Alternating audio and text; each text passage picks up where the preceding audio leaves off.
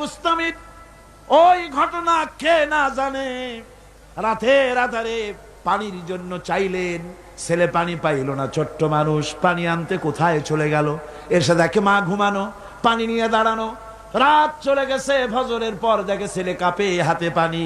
বাবা তুমি কাঁপো কেন? গ্লাস নিয়ে বলল, মা গভীর রাত্রে পানি চেয়েছিলেন, দিতে পারি নাই, বহু দূর থেকে পানি এনে দেখি ঘুমায় গেছো। তা তুমি ঘুমাও নাই কেন? ঘুমাইলাম না মা, আবার যদি পানি চান সময় মতো যদি দিতে না পারি আপনার কষ্ট হবে, সেই জন্য পানি নিয়ে আমি দাঁড়ায় আছি। বাইজিদের মা বাইজিদের হাতের থেকে পানি নিয়ে পান করে, কম্বলটা গায়ে দিয়া বাচ্চারে শোয়াই দিয়া উযু করে ফজরের নামাজ পড়ে সেজদায় গিয়া মায়ের চোখের থেকে পানি পড়ছে। মা বলে, রব্বুল আলামিন, আমি বাইজিদের মা, আমি যতই গুনাহগার হই না কেন, মায়ের দোয়া বাচ্চার জন্য কবুল হয় বলে তোমার হাবিব বলেছেন। আমার ছোট্ট বাইজিদ আমার জন্য যা করেছি, আমার কলিজা ঠান্ডা হয়ে গেছে। রব্বুল আলামিন, তুমি আমার বাইজিদকে সুলতানুল আরিফিন বানাইয়া দাও। দোয়া মঞ্জুর। সুবহানাল্লাহ। ভাইরা খবরদার ভুল করবেন না। আপনার সবচাইতে বড় পীর আপনার মা বাপ। সবচাইতে বড় পীর কে? আমি এবার বোনেদের ব্যাপারে, আমার বোনেদের ব্যাপারে শেষ কথা বলবো।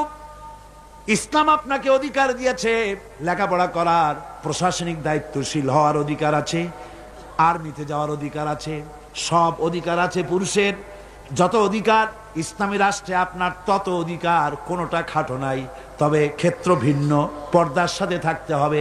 রাসূলুল্লাহ, আল্লাহ পাক বলেছেন, এমন একটা চাদর পরো যেই চাদরটা পরলে মাথাটা, গলাটা, বুকটা ঢেকে যায়, এমন চাদর পরো। ব্যাংকে চাকরি করা যাবে, অফিসে চাকরি করা যাবে, কলেজে বিশ্ববিদ্যালয়ে চাকরি করা যাবে, ব্যবসা করা যাবে, সব করা যাবে, তবে পর্দার ভিতরে থেকে। বেপর্দা হলে পরে জাহান্নামে যাওয়া লাগবে। জোরে কর নাউজুবিল্লাহ। পর্দার সাথে আপনাদের থাকতে হবে। আমার মা বোনেরা, চাদর পরেন, বোরখা পরেন, বোরখার চাদর ছেড়ে দিয়েন না। দেখবেন একটা জিনিস লক্ষ্য করেন, বোরখা নাই, মাথার চুল টুল ছেড়ে দিয়ে লিপস্টিক লাগাইয়া মেকআপ পরে, তারপরে যদি কোনো দোকানে যান মার্কেটিং করতে, সেলসম্যান দেখেই কবে, আপা আসেন আসেন, বাবি সাহেব আসেন। আর যদি একটা বোরখা পরে যান, বলবে খালাম্মা বসেন।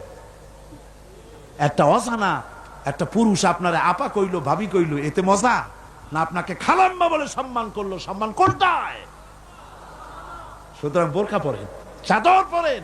ইসলাম আপনাকে যে বোরখা পড়তে বলেছে, চাদর পড়তে বলেছে, আপনার সম্মানের জন্য, আপনার মর্যাদার জন্য।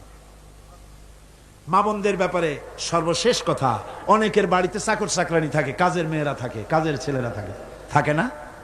থাকে না? অনেক বাড়িতে কাজের মেয়ে লোক, কাজের লোক থাকে, কিন্তু গৃহকর্ত্রী এই কাজের লোকগুলির উপরে, চাকর চাকরানির উপরে এত জুলুম করে যে জুলুম মধ্যযুগেও ছিল না। ঠিক কি না? কোথায় কোথায় মারধর করে, নিজেরা যা খায় তার থেকে নিম্নমানের খাবার দেয়, ভালো শোবার পায় না, ভালো খাবার পায় না। আর মার তো আছে। আমার মা বোনেরা, তিরমিজি শরীফের হাদিস শুনুন।